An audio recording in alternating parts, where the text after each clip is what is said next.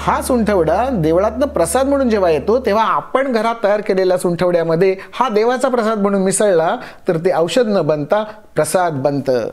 आणि प्रसाद रूपात घेतलेलं हे जे औषध आहे हे निश्चितपणे पित्ताची शांती आणि मनशांती दोघांसाठी वापरता येतं।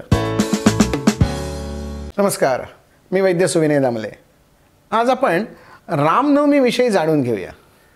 भगवान श्रीराम हे आपल्या सर्व हिंदू धर्मियांचं एक आदर्श प्रतीक।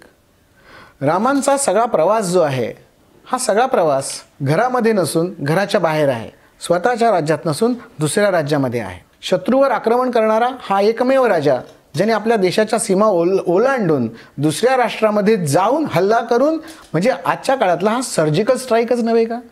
शत्रू राष्ट्रात घुसून शत्रू राष्ट्रातल्या आपल्या सैन्याला किंवा आपल्या व्यक्तीला पुन्हा स्वराष्ट्रात आणणं केवढा मोठा उदात्त विचार श्रीरामांनी आम्हाला दिलाय। श्री रामनवमीच्या निमित्ताने दुपारी 12 वाजता प्रत्येक देवळामध्ये रामनवमी साजरी केली जाते। काय असेल याचा उद्देश तुमच्या एक लक्षात येतंय का की पोलिओचे ड्रॉप्स एकाच ठिकाणी आणून सगळ्या मुलांच्या तोंडात घातले जातात।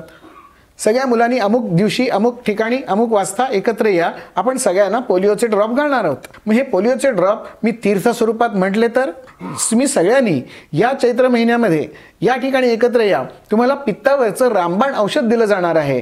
यासाठी तुम्ही या देवळात दुपारी 12 वाजता रामजन्म साजरा करायला या असं म्हटलं आणि जर त्यांच्या हातात सुंठवडा हा प्रसाद म्हणून दिला तर ते औषध होणार नाहीये का? पित्तावरचं सगळ्यात चांगलं औषध म्हणजे सुंठवडा आहे। भारतात तुम्ही कुठच्याही देवळात रामनवमीच्या दिवशी जा, तुम्हाला सुंठवडा हाच प्रसाद मिळणार। या चैत्र महिन्यात वाढलेल्या पित्ताला आणि कमी होत असलेल्या कफाला, विलयित होत असलेल्या कफाला काबूत आणण्यासाठी सुंठवड्यासारखं दुसरं औषध नाही।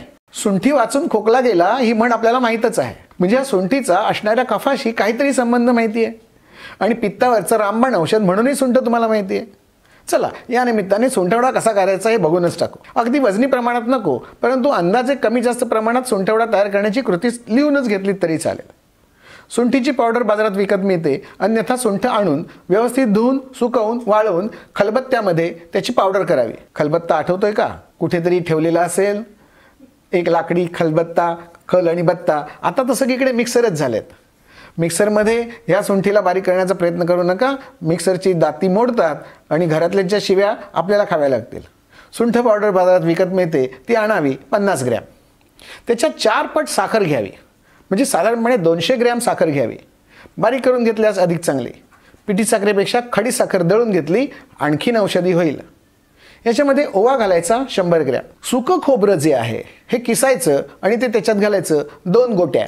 2 गोटे जे नारळाचे असतात हे सुकं खोबरं, 2 गोट्या, साखर आणि त्याच्यात ओवा घालायचा 100 ग्रॅम आणि धने घालायचे 100 ग्रॅम आणि सुंठ पावडर। वासाला हवी असेल तर वेलचीच्या बियांची पावडर करून घालावीत, एक 10-15 वेलचीच्या बियांची पावडर। हे सगळं जे मिश्रण एकत्र केलं जातं याला म्हणतात सुंठवडा। पित्तासाठी, उलटी होऊ नये यासाठी, जळजळ होऊ नये यासाठी सुंठ हे अतिशय चांगलं औषध, आमनाशक किंवा अजीर्ण होऊ नये म्हणून खाल्लं जाणारं हे औषध आहे। भर दुपारी 12 वाजता सगळ्यांचं पित्त वाढलेल्या अवस्थेमध्ये सगळ्यांना प्रसाद म्हणून सुंठवडा दिला जातो। आता पूर्वीची प्रसाद करण्याची जी पद्धत होती ही अशी होती की प्रत्येक घरामध्ये प्रसाद करायचा देवाच्या नावाने आणि त्यातला मुठभर प्रसाद देवाला नेऊन द्यायचा आणि देवात तो सगळ्यांचा प्रसाद पुन्हा एकत्र करायचा आणि पुन्हा सगळ्यांना डिस्ट्रीब्यूट करून टाकायचा। याला म्हणतात काला। गोपाळ काला असाच केला जातो। प्रत्येकाने आपापला प्रसाद आणायचा, आपल्याला जे जिरते ते आणायचं, सगळं एकत्र करायचं आणि पुन्हा वाटून टाकायचं। हीच तर आपली परंपरा आहे। हा सुंठवडा देवळातनं प्रसाद म्हणून जेव्हा येतो तेव्हा आपण घरात तयार केलेल्या सुंठवड्यामध्ये हा देवाचा प्रसाद म्हणून मिसळला तर ते औषध न बनता प्रसाद बनतं। आणि प्रसाद रूपात घेतलेलं हे जे औषध आहे हे निश्चितपणे पित्ताची शांती आणि मनशांती दोघांसाठी वापरता येतं।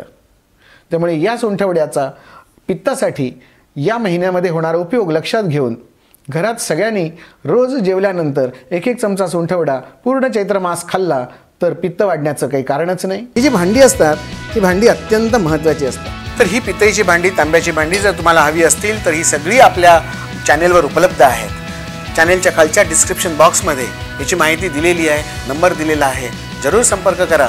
व्हॉट्सअपवर संपर्क करा, नुसता मेसेज टाकून ठेवलात तरी आमचा रिप्लाय तुम्हाला येईल। त्या रिप्लायमध्ये तुम्हाला या तांब्याच्या भांड्यांचा आकार, त्यांचा नंबर आणि त्याची किंमत देखील कळवली जाईल। तुम्हाला जे भांडं आवडतंय ते तुम्ही निवडा आणि आम्हाला फक्त त्याचा नंबर कळवा आणि पैसे कसे पाठवायचे डिस्क्रिप्शन बॉक्समध्ये बघून घ्या।